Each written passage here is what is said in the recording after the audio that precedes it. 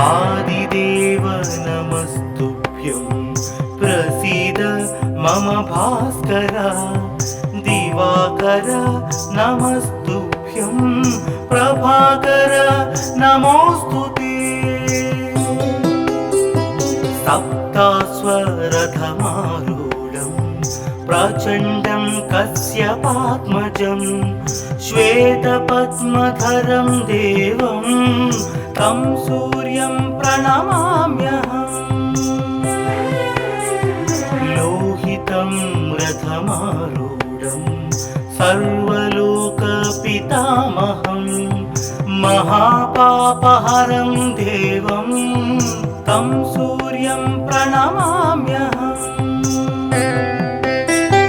त्रैगुण्यं च महासूरं ब्रह्म विष्णु महेश्वरं महापापहरं देवं तं सूर्यं प्रणमाम्यहम्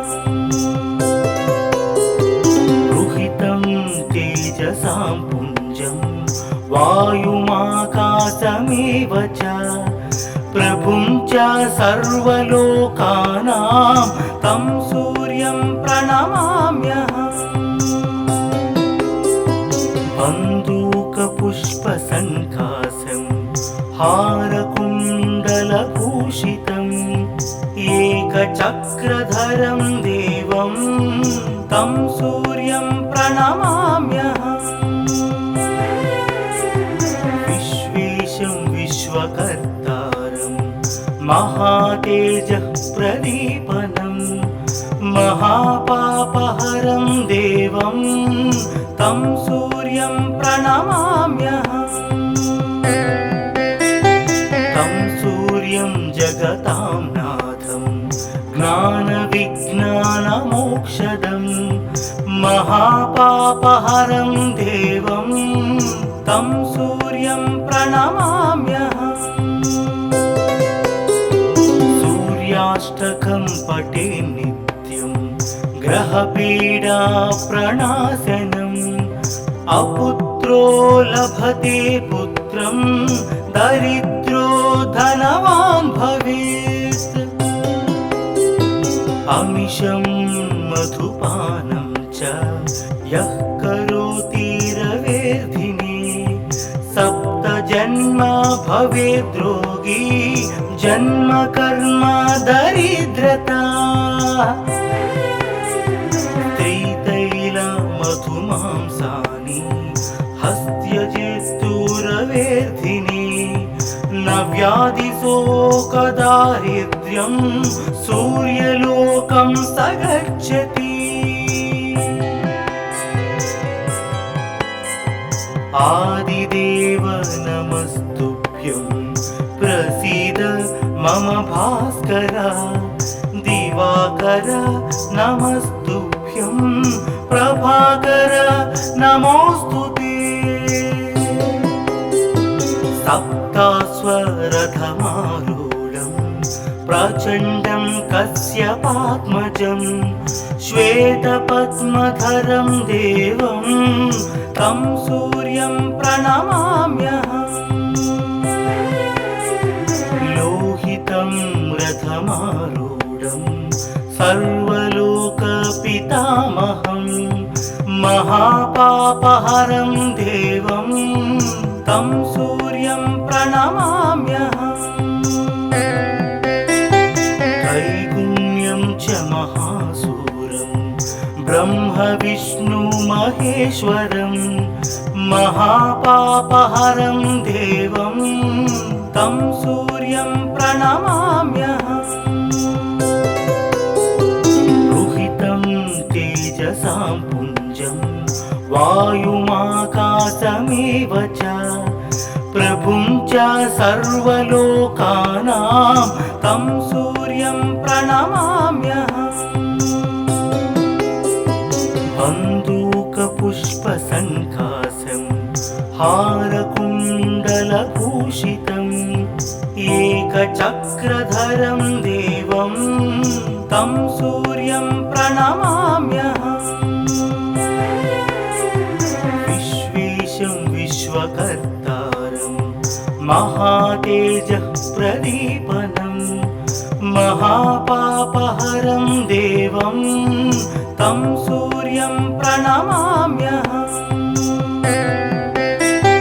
तं सूर्यं जगतां नाथं ज्ञानविज्ञानमोक्षदं महापापहरं देवं तं सूर्यं प्रणमाम्यहम् सूर्याष्टकं पठे नित्यं ग्रहपीडा प्रणाशनम् अपुत्रो लभते पुत्रं दरिद्रो धनवान् भवेत् अमिषं मधुपानं च यः करोति रवेर्धिने सप्तजन्म भवेद्रोगी जन्म कर्म दरिद्रता त्रितैलमधुमांसानि हस्त्यजेस्तुरवेर्धिने न व्याधिशोकदारिद्र्यं सूर्यलोकं स गच्छति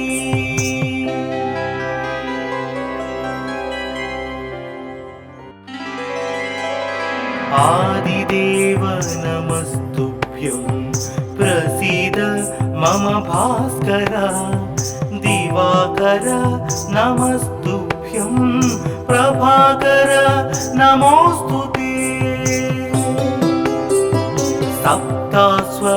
सप्तास्वरथमारूढं प्रचण्डं कश्यपात्मजं श्वेतपद्मधरं देवं तं सूर्यं प्रणमाम्यहम्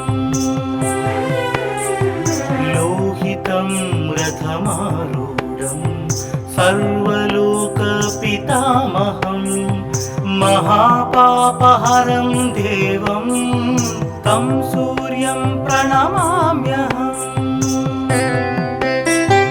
त्रैगुण्यं च महासूरं ब्रह्म विष्णु महेश्वरं महापापहरं देवं तं सूर्यं प्रणमाम्यहम्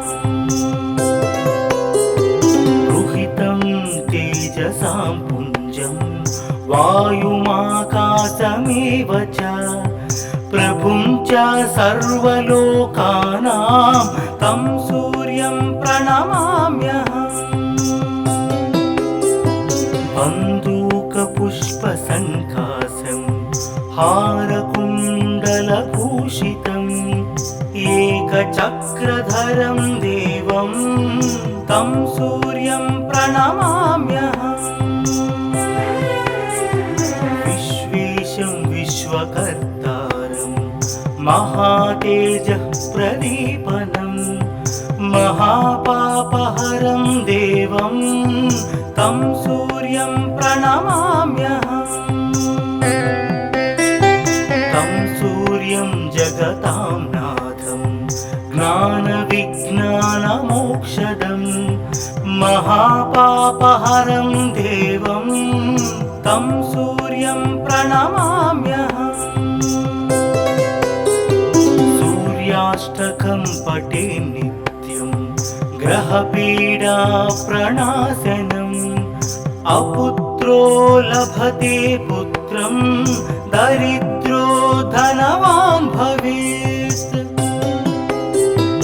अमिषं मधुपानं च यः करोति रवेर्धिने सप्तजन्म भवेद्रोगी जन्म कर्म दरिद्रता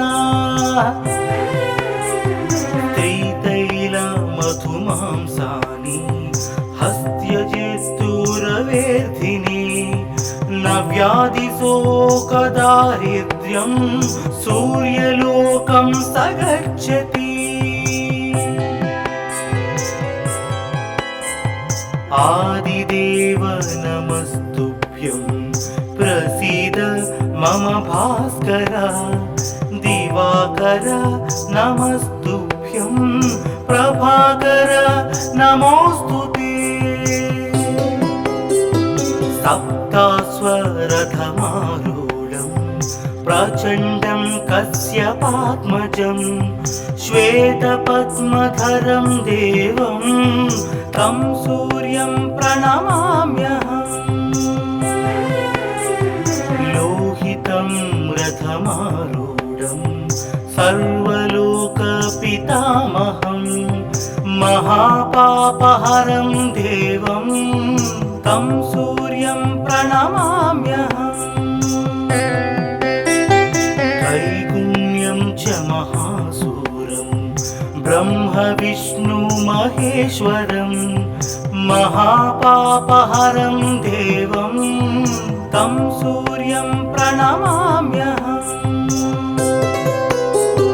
रुहितं तेजसां पुञ्जं वायुमाकाशमेव च प्रभुं च सर्वलोकानां तं सूर्यं प्रणमाम्यहम्।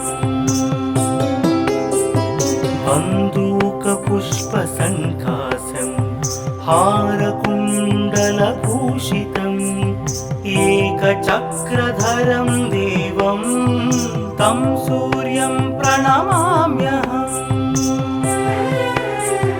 विश्वेशं विश्वकर्तारं महातेजः प्रदीपनं महापापहरं देवं तं सूर्यं प्रणमाम्यहम्। तं सूर्यं जगतां नाथं ज्ञानविज्ञानमोक्षदं महापापहरं देवं तं सूर्यं प्रणमाम्यहम्। सूर्याष्टकं पठे नित्यं ग्रहपीडा प्रणाशनम् अपुत्रो लभते पुत्रं दरिद्रो धनवान् भवेत्। अमिषं मधुपानं च यः करोति रवेर्धिने सप्तजन्म भवेद्रोगी जन्म कर्म दरिद्रता। त्रितैलमधुमांसानि हस्त्यजित्तुरवेर्धिने न व्याधिशोकदारिद्र्यं सूर्यलोकं स गच्छति।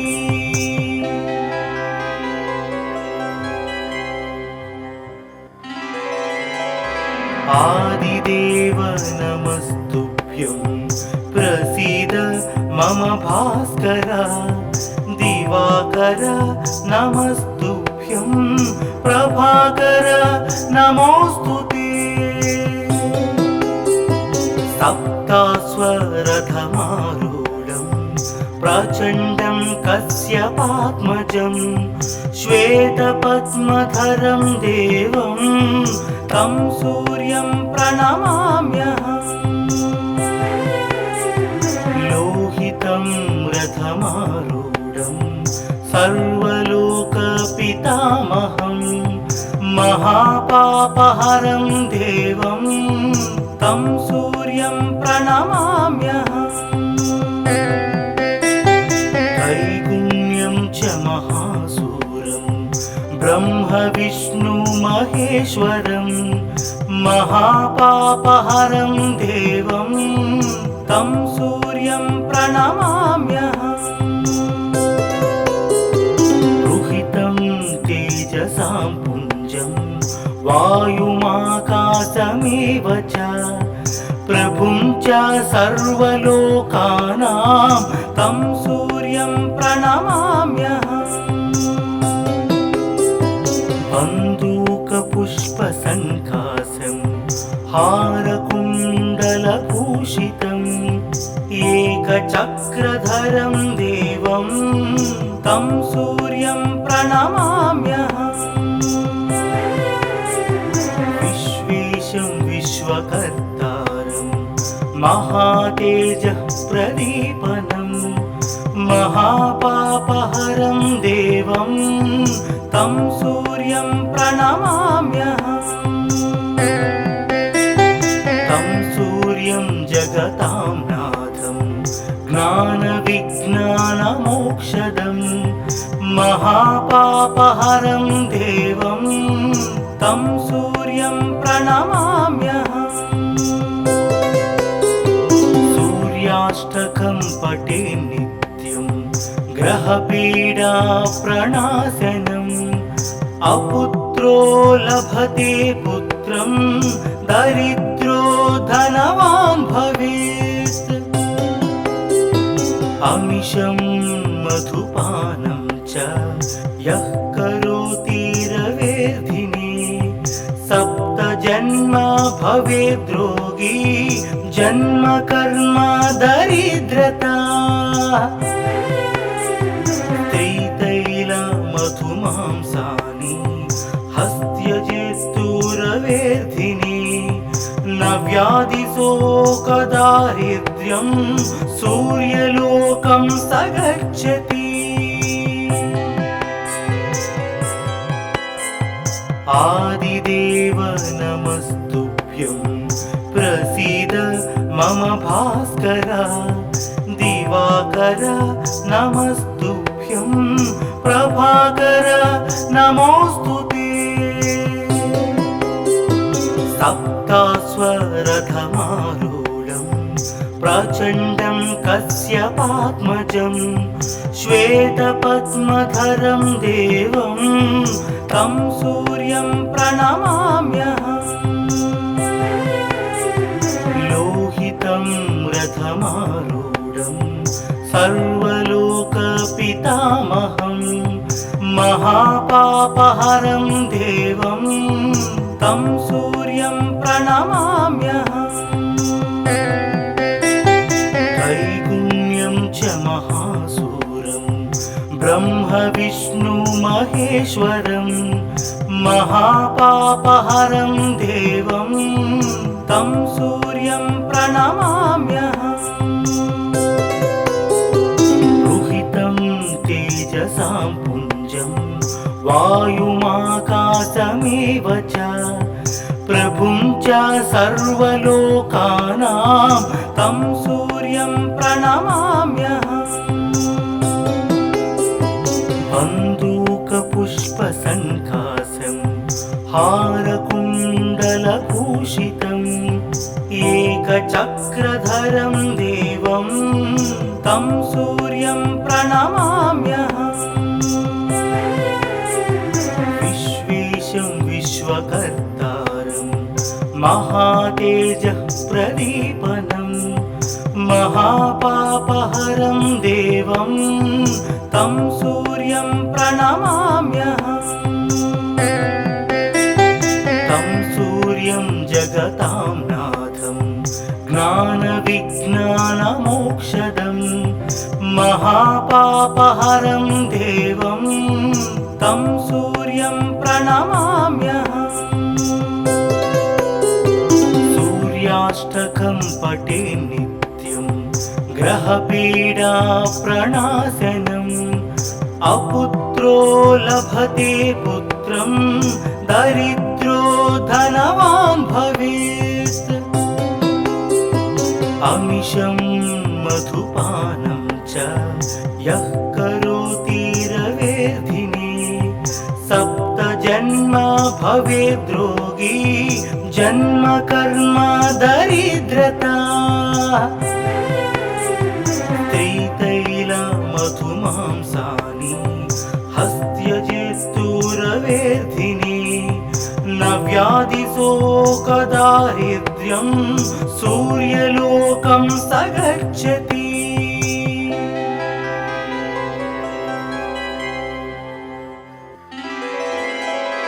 आदिदेव नमस्तुभ्यं प्रसीद मम भास्कर। दिवाकर नमस्तुभ्यं प्रभाकर नमोऽस्तुते। सप्तास्वरथमारूढं प्रचण्डं कश्यपात्मजं श्वेतपद्मधरं देवं तं सूर्यं प्रणमाम्यहम्। लोहितं रथमारूढं सर्वलोकपितामहं महापापहरं देवं तं सूर्यं प्रणमाम्यहम्।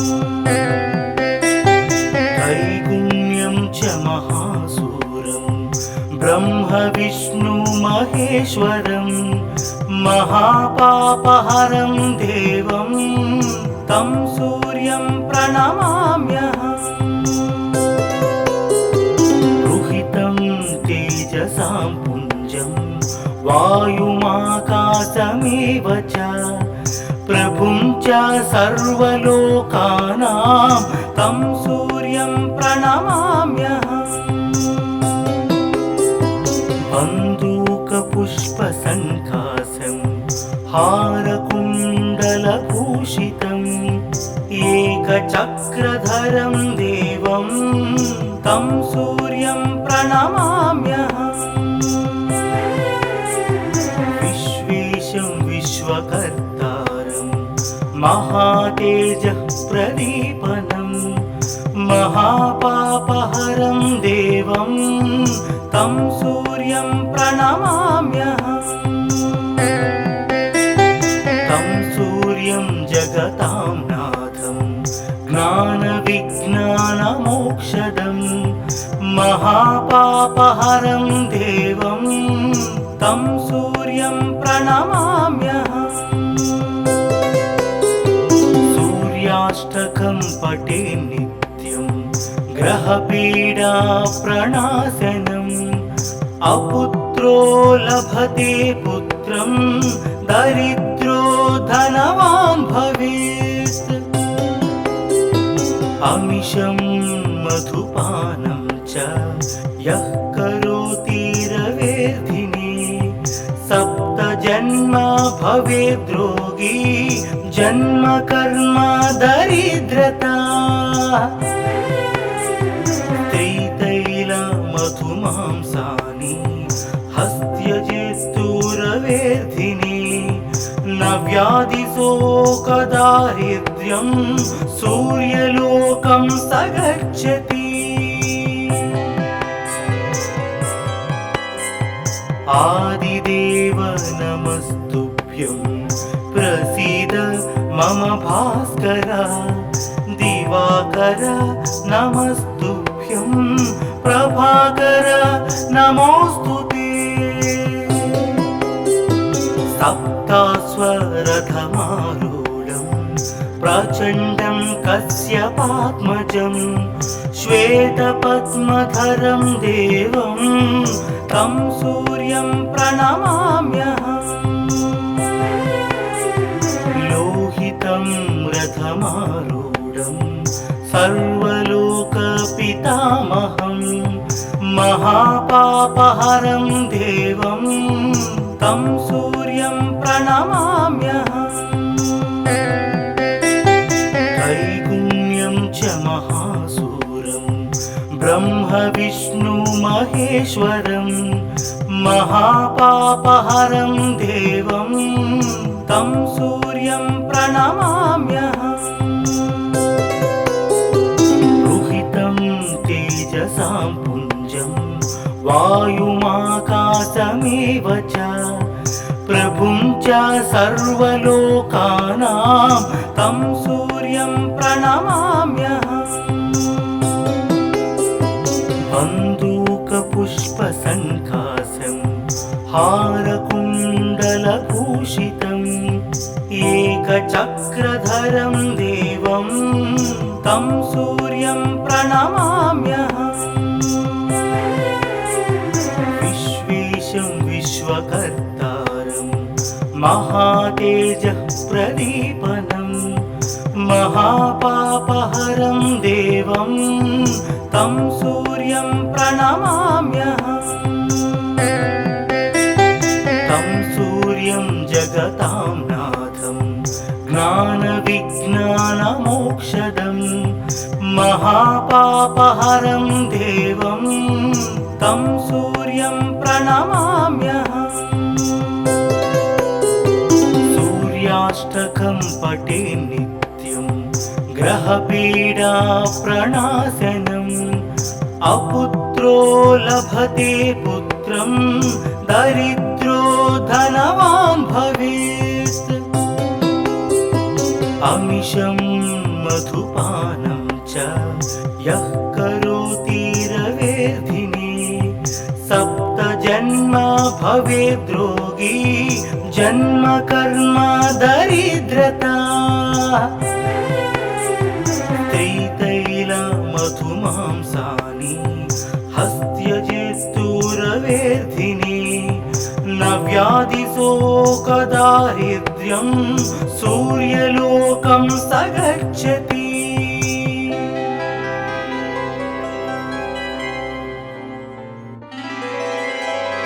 आदिदेव नमस्तुभ्यं प्रसीद मम भास्कर दिवाकर नमस्तुभ्यं प्रभाकर नमोस्तुते सप्तास्वरथमारूढं प्रचण्डं कश्यपात्मजं श्वेतपद्मधरं देवं तं सूर्यं प्रणमाम्यहम् लोहितं रथमारूढं सर्वलोकपितामहं महापापहरं देवं तं सूर्यं प्रणमाम्यहम् त्रैगुण्यं च महासूरं ब्रह्म विष्णु महेश्वरं महापापहरं देवं तं सूर्यं प्रणमाम्यहम्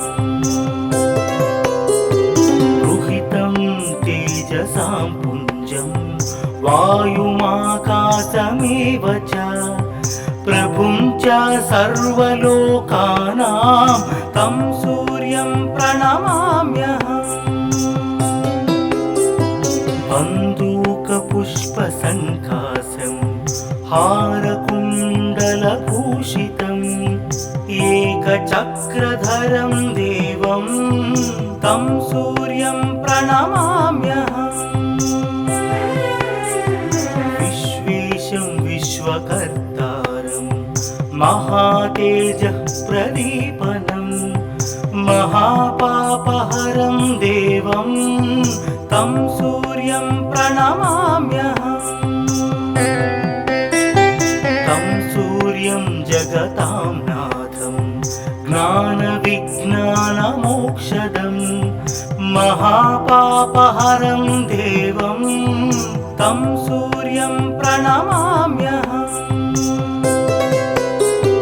सूर्याष्टकं पठे नित्यं ग्रहपीडा प्रणाशनम् अपुत्रो लभते पुत्रं दरिद्रो धनवान् भवेत् अमिषं मधुपानं च यः करोति रवेर्धिने सप्त जन्म भवेद्रोगी जन्म कर्म दरिद्रता त्रितैल मधुमांसानि हस्त्यजेस्तुरवेर्धिने न व्याधिशोकदारिद्र्यं सूर्यलोकं स गच्छति आदिदेव नमस्तुभ्यं प्रसीद मम भास्कर दिवाकर नमस्तुभ्यं प्रभाकर नमोस्तुते सप्तास्वरथमारूढं प्रचण्डं कश्यपात्मजं श्वेतपद्मधरं देवं तं सूर्यं प्रणमाम्यहम् लोहितं रथमारूढं सर्वलोकपितामहं महापापहरं देवं तं सूर्यं प्रणमाम्यहम् त्रैगुण्यं च महासूरं ब्रह्म विष्णु महेश्वरं महापापहरं देवं तं सूर्यं प्रणमाम्यहम्। रुहितं तेजसां पुञ्जं वायुमाकाशमेव च प्रभुं च सर्वलोकानां तं सूर्यं प्रणमाम्यहम्। बन्दूकपुष्पसङ्काशं हारकुण्डलभूषितम् एकचक्रधरं देवं तं सूर्यं प्रणमाम्यहम्। विश्वेशं विश्वकर्तारं महातेजः प्रदीपनं महापापहरं देवं तं सूर्यं प्रणमाम्यहम्।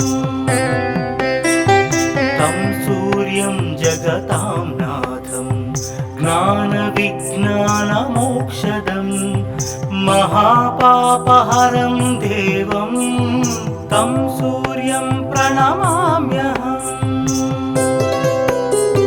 सूर्याष्टकं पठे नित्यं ग्रहपीडा प्रणाशनम् अपुत्रो लभते पुत्रं दरिद्रो धनवान् भवेत्।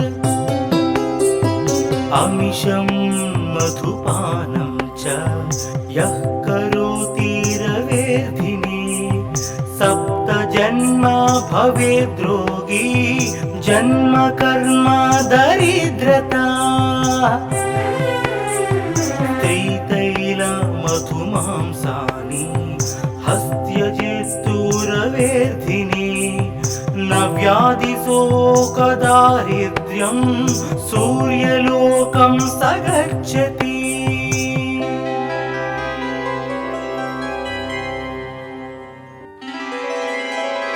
आदिदेव नमस्तुभ्यं प्रसीद मम भास्कर दिवाकर नमस्तुभ्यं प्रभाकर नमोस्तुते।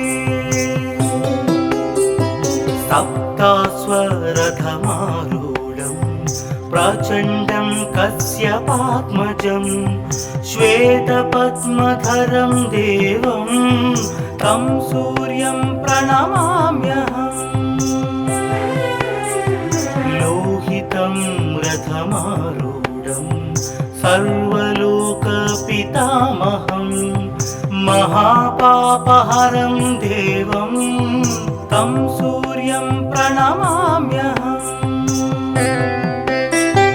त्रैगुण्यं च महासूरं ब्रह्म विष्णु महेश्वरं महापापहरं देवं तं सूर्यं प्रणमाम्यहम्।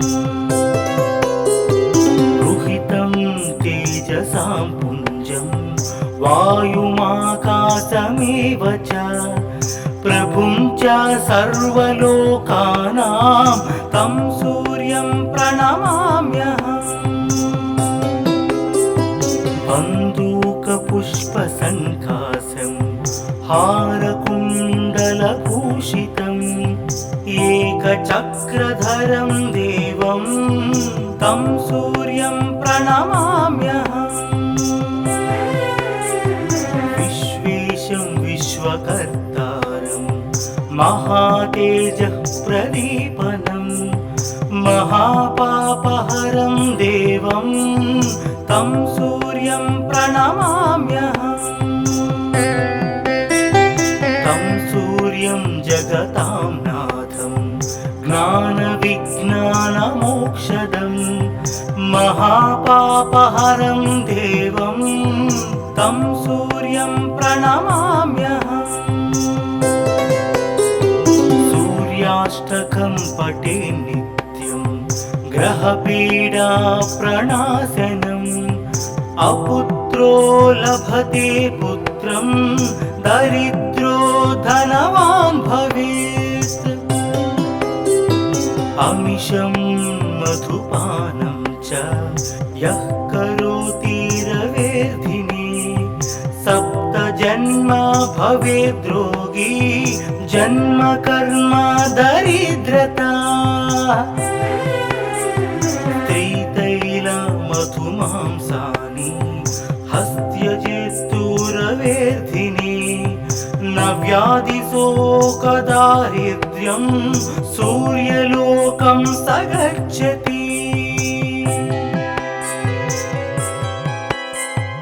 आदिदेव नमस्तुभ्यं प्रसीद मम भास्कर दिवाकर नमस्तुभ्यं प्रभाकर नमोस्तुते सप्तास्वरथमारूढं प्रचण्डं कश्यपात्मजं श्वेतपद्मधरं देवं तं सूर्यं प्रणमाम्यहम्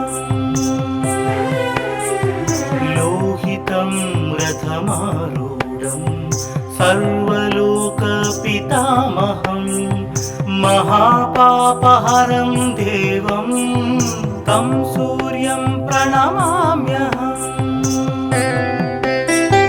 त्रैगुण्यं च महासूरं ब्रह्म विष्णु महेश्वरं महापापहरं देवं तं सूर्यं प्रणमाम्यहम् रुहितं तेजसां पुञ्जं वायुमाकाशमेव च प्रभुं च सर्वलोकानां तं सूर्यं प्रणमाम्यहम् बन्दूकपुष्पसङ्कासं हारकुण्डलभूषितम् एकचक्रधरं देवं तं सूर्यं प्रणमाम्यहम्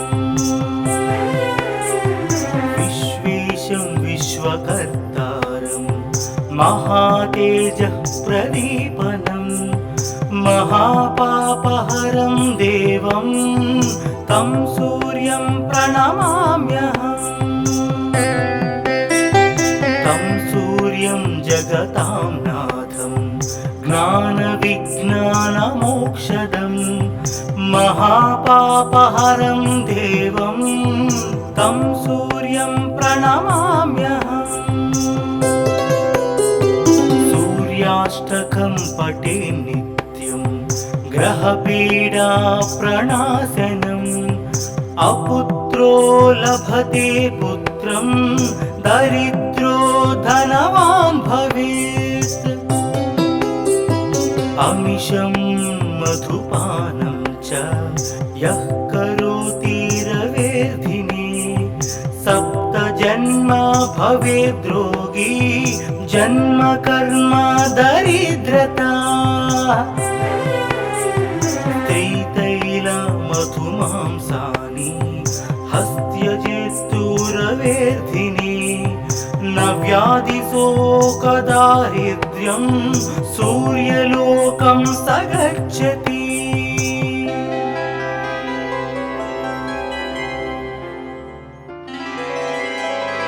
आदिदेव नमस्तुभ्यं प्रसीद मम भास्कर दिवाकर नमस्तुभ्यं प्रभाकर नमोस्तुते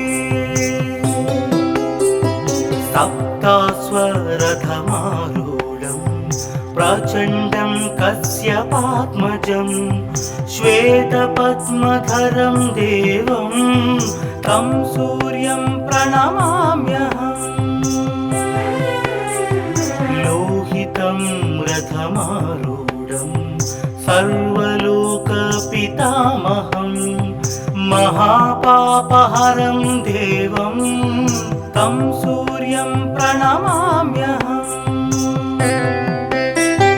त्रैगुण्यं च महासूरं ब्रह्म विष्णु महेश्वरं महापापहरं देवं तं सूर्यं प्रणमाम्यहम् रुहितं तेजसां पुञ्जं वायुमाकाशमेव च प्रभुं च सर्वलोकानां तं सूर्यं प्रणमाम्यहम् बन्दूकपुष्पसङ्कासं हारकुण्डलभूषितम् एकचक्रधरं देवं तं सूर्यं प्रणमाम्यहम् विश्वेशं विश्वकर्तारं महातेजः प्रदीपनं महापापहरं देवं तं सूर्यं प्रणमाम्यहम् तं सूर्यं जगतां नाथं ज्ञानविज्ञानमोक्षदं महापापहरं देवं तं सूर्यं प्रणमाम्यहम् सूर्याष्टकं पठे नित्यं ग्रहपीडा प्रणाशनम् अपुत्रो लभते पुत्रं दरिद्रो धनवान् भवेत् अमिषं मधुपानं च यः करोति रवेर्धिने सप्तजन्म भवेद्रोगी जन्म कर्म दरिद्रता त्रितैलमधुमांसानि हस्त्यजेस्तुरवेर्धिने न व्याधिशोकदारिद्र्यं सूर्यलोकं स गच्छति आदिदेव नमस्तुभ्यं प्रसीद मम भास्कर दिवाकर नमस्तुभ्यं प्रभाकर नमोस्तुते सप्तास्वरथमारूढं प्रचण्डं कश्यपात्मजं श्वेतपद्मधरं देवं तं सूर्यं प्रणमाम्यहम् लोहितं रथमारूढं सर्वलोकपितामहं महापापहरं देवं तं सूर्यं प्रणमाम्यहम् त्रैगुण्यं च महासूरं ब्रह्मविष्णुमहेश्वरं महापापहरं देवं तं सूर्यं प्रणमाम्यहम् रुहितं तेजसां पुञ्जं वायुमाकाशमेव च प्रभुं च सर्वलोकानां तं सूर्यं प्रणमाम्यहम् बन्दूकपुष्पसङ्कासं हारकुण्डलभूषितम् एकचक्रधरं देवं तं सूर्यं प्रणमाम्यहम् विश्वेशं विश्वकर्तारं महातेजः प्रदीपनं महापापहरं देवं तं सूर्यं प्रणमाम्यहम्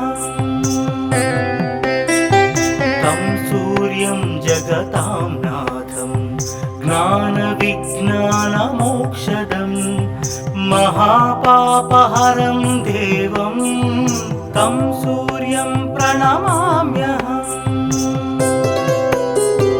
सूर्याष्टकं पठे नित्यं ग्रहपीडा प्रणाशनम् अपुत्रो लभते पुत्रं दरिद्रो धनवान् भवेत् अमिषं मधुपानं च यः करोति रवेर्धिने सप्तजन्म भवेद्रोगी जन्म कर्म दरिद्रता त्रितैलमधुमांसानि हस्त्यजेस्तुरवेर्धिने न व्याधिशोकदारिद्र्यं सूर्यलोकं स गच्छति।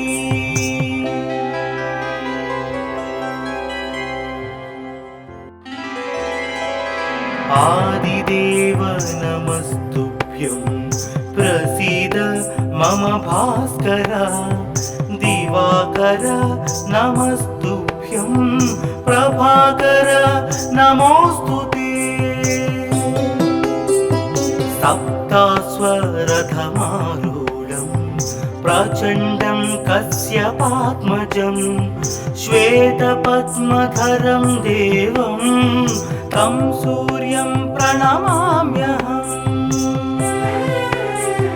लोहितं रथमारूढं सर्वलोकपितामहं महापापहरं देवं तं सूर्यं प्रणमाम्यहम्। त्रैगुण्यं च महासूरं ब्रह्म विष्णु महेश्वरं महापापहरं देवं तं सूर्यं प्रणमाम्यहम्। रुहितं तेजसां पुञ्जं वायुमाकाशमेव च प्रभुं च सर्वलोकानां तं सूर्यं प्रणमाम्यहम्। बन्दूकपुष्पसङ्कासं हारकुण्डलभूषितम् एकचक्रधरं देवं तं सूर्यं प्रणमाम्यहम्। विश्वेशं विश्वकर्तारं महातेजः प्रदीपनं महापापहरं देवं तं सूर्यं प्रणमाम्यहम्।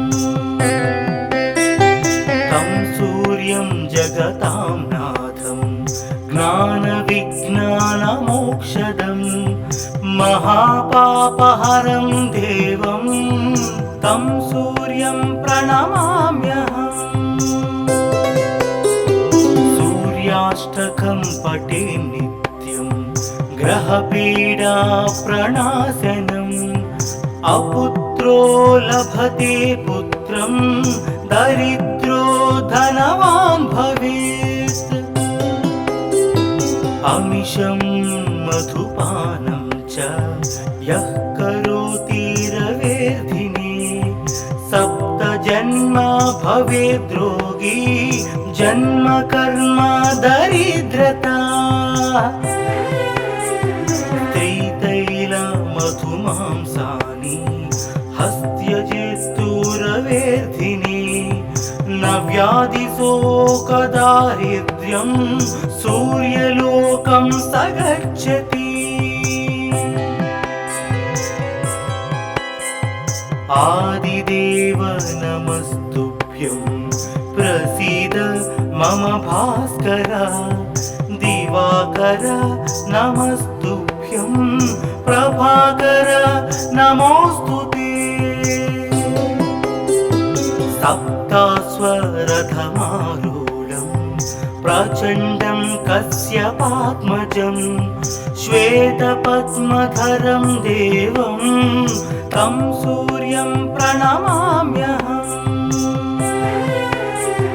लोहितं रथमारूढं सर्वलोकपितामहं महापापहरं देवं तं सूर्यं प्रणमाम्यहम्।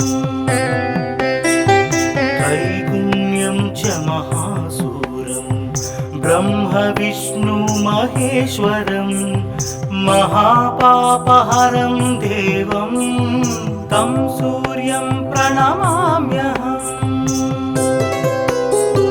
रुहितं तेजसां पुञ्जं वायुमाकाशमेव च प्रभुं च सर्वलोकानां तं सूर्यं प्रणमाम्यहम्।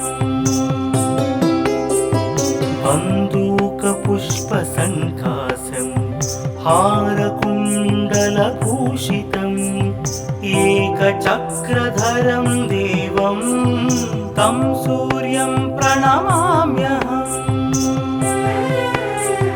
विश्वेशं विश्वकर्तारं महातेजः प्रदीपनं महापापहरं देवं तं सूर्यं प्रणमाम्यहम् तं सूर्यं जगतां नाथं ज्ञानविज्ञानमोक्षदं महापापहरं देवं तं सूर्यं प्रणमाम्यहम् सूर्याष्टकं पठे नित्यं ग्रहपीडा प्रणाशनम् अपुत्रो लभते पुत्रं दरिद्रो धनवान् भवेत् अमिषं मधुपानं च यः करोति रवेर्धिने सप्तजन्म भवेद्रोगी जन्म कर्म दरिद्रता मधुमांसानि हस्त्यजेत्तुरवेर्धिने न व्याधिशोकदारिद्र्यं सूर्यलोकं स गच्छति